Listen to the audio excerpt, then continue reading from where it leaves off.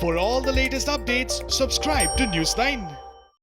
On the night of 11th of August, something very, very dreadful took place in Bengaluru. Something which the city did not anticipate, did not expect. Right now, I'm standing right outside DJ Halli police station, which was completely ransacked by the protesters, who were around 1,000 to 1,500 in number as per sources. You might wonder what exactly has taken place.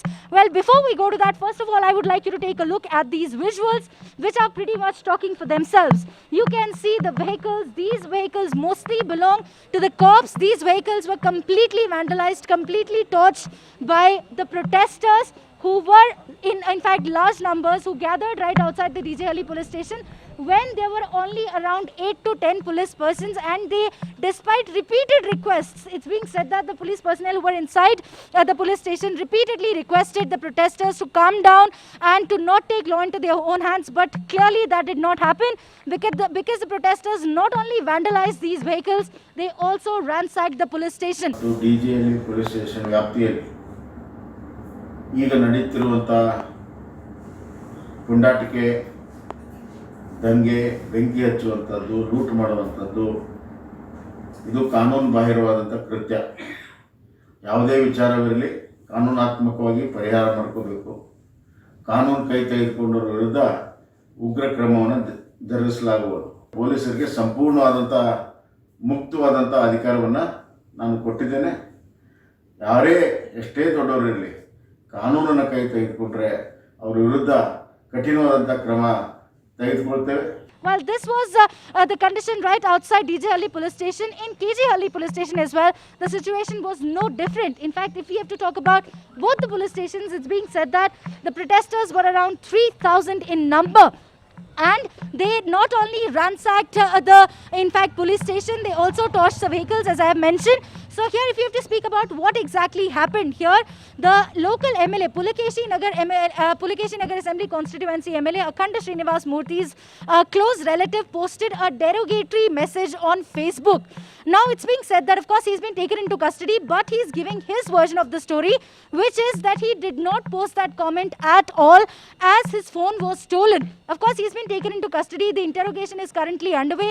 The Chief Minister has also taken stock of the situation. The Chief Minister has given a free hand to the police and said that be it 3,000 or be it 30,000, no matter how many protesters were present, each and every one of the protesters should be arrested, since they took law into their own hands. And do remember that a total of 60 police personnel have been injured in this incident, and out of those, 4 are in a critical condition.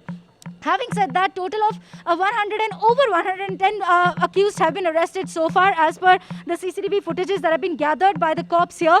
So they, of course, the Home Minister, who's currently in Udupi assessing the flood situation, he will be flying down to Bengaluru, and there will be a high-level meeting that will be chaired, and then the Chief Minister will decide on the sort of inquiry that will take place over this matter. This is something that the Bengaluru city did not really witness in a very, very long time.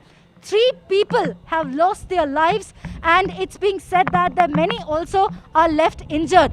If you have to take a look at this particular window, this particular visual, you can see, of course, the curfew has been imposed in this area, and the Imam also had requested the people to not take law into their own hands.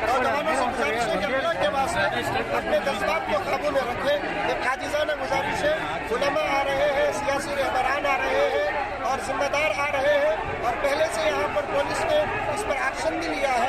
जहाँ तक की आवाज जा रही है वो अपनी जगह पर रहे, इंशाअल्लाह जिम्मेदारान काम कर रहे हैं. Now, Section 144 has been imposed, and pretty much the situation is under control. But if you have to take a look at this particular road, if I can request my camera person to now move the camera on the other side, so that he can, in fact, I can actually give you an overview as to what exactly has taken place in this particular lane. Just take a look at yourself. Just take a look for yourself. It's being said that vehicles, over 60 bikes were torched, many cars were vandalized, police vehicles largely were in fact vandalized by these protesters. What was the need of taking law into your own hands when the cops are there? They're repeatedly assuring you that they will look into the matter. But of course, all the eyes are on the meeting that will be taking place between Chief Minister and a few of the other officials, and on the sort of inquiry that will take place over this matter. Well, of course, we can only hope that peace prevail in these particular two areas which currently remain tense. With camera person Girish, this is Neha Bhan reporting for News 9, Bengaluru.